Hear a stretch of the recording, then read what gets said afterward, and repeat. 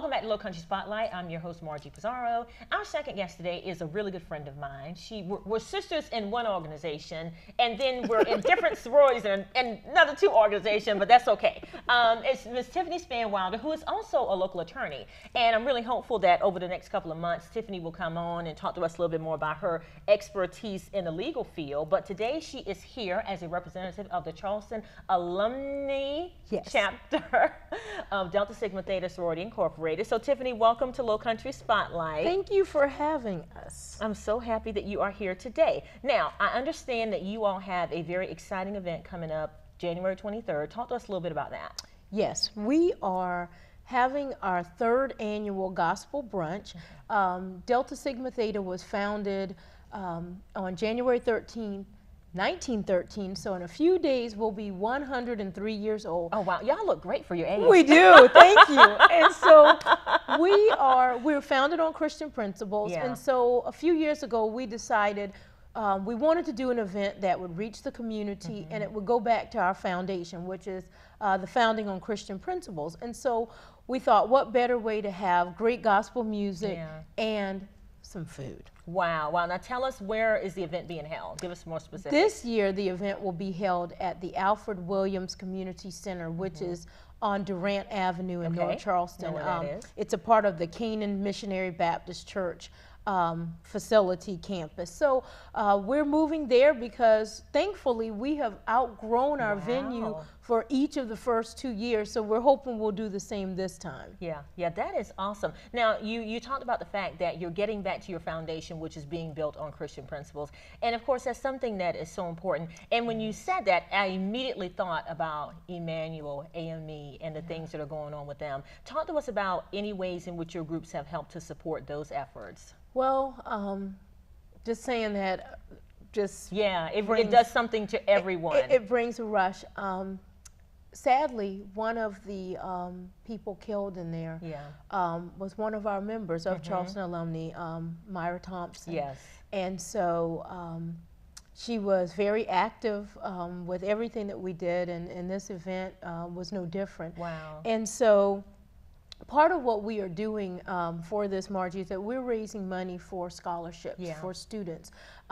In May, we will have a program where we will give probably close to $10,000 in scholarships to young women going into college. And at that event, one of the scholarships will be the Myra Thompson Scholarship for someone going into the education field because she was an educator. That will be given by the foundation arm of our group called Ladies Enriching the Community. So we are excited about it, and it will bring this, and actually the vocal group, our lead vocal group for this event are called the Singing Preachers of the Low Country. And there are 5 of them, and if I'm not mistaken, all 5 are AME ministers. Wow. So we are bringing the AME church to the event. Yeah, and you know, when you said that about your sister Thompson, I got a chill too, because I remember when I was in high school, I remember being interviewed by the Colleton or Walterboro Alumni Chapter of Delta Sigma Theta, and they actually gave me a scholarship. So I do attribute some of my success to having that money because it's so important. Talk to us a little bit about the need that you see, that your organization sees, for helping to provide an opportunity to young women specifically. Well, what happens is that there are so many things out there, so many scholarships, but there's stipulations for a lot of the scholarships. Sometimes it's just about grades. We're not looking at that wholly. Our program's called Finer Womanhood.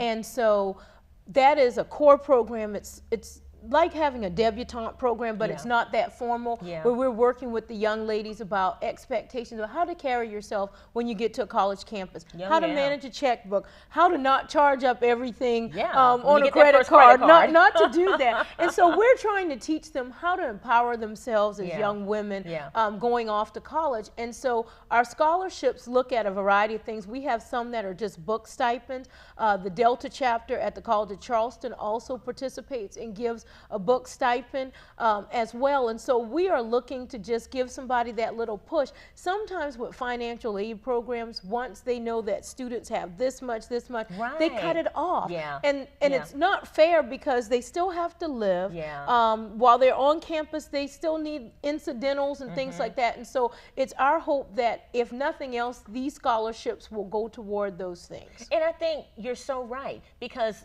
you know, a lot of organizations assume, or once you get that financial aid award letter, it's like, hey, you've got enough for tuition, you've got enough room and board, you don't need anything else. Well, you know, what if you've got to get books? I mean, what if you have to buy toiletries? What if you have to buy sheets to furnish your dorm room? Those are things that those scholarships seemingly don't take into consideration. They don't take into consideration. You've got to wash your clothes. Yeah. You've got to get back home. And for some of the young ladies, they are first generation college students. Yeah. And so for their parents, it might be a feat to just get them a little car just to get home, but just to have that gas money or just something to help. And so we want to make that process as seamless as possible, and as something as simple as books. I mean, you would think, I've heard students talk about the fact that they've gone 6 weeks in waiting on their financial aid refund and not had a book because they couldn't afford it, and they didn't want to ask their parents. They had younger siblings at home. Maybe a parent's been laid off, different things are happening, and they just don't want to be a burden. They feel like, I'm in college and I should be able to take care of this myself. Yeah, and it seems that what you're doing is so timely, because as you just laid it out so eloquently, there are kids that, you know, just the fact that their parents have been able to help them fill out their financial aid forms, give them money for applications for colleges, walk them through the acceptance process, drop them off at the door, as my mama did, and said, see you later. Just to be able to fall back on, you know, this sum of money that they can basically live off of. It seems like it's very timely. It is, and for a lot of parents, especially if they have not been to college, they don't understand that either. They think, well, the books are paid for, the tuition's paid for, they're there. What else is there? They give you 3 meals a day, don't they? You know, but there's just so much. You're still living away from home. And there's something about having that little nest egg to hold on to. And so while we know it's not going to pay tuition, it's enough to help with some of the incidentals and even getting there, because you'd be amazed how many students don't get there because just simply transportation. They need a van to get there, and the family car is broken, just things like that. It might just be enough to help rent a car to get them to school. Wow, and those are things that are so important. They are. We're about done, but what I want you to do is I want you to look right into that camera, and I want you to give the best plug you can for your gospel brunch that's coming up on January 23rd.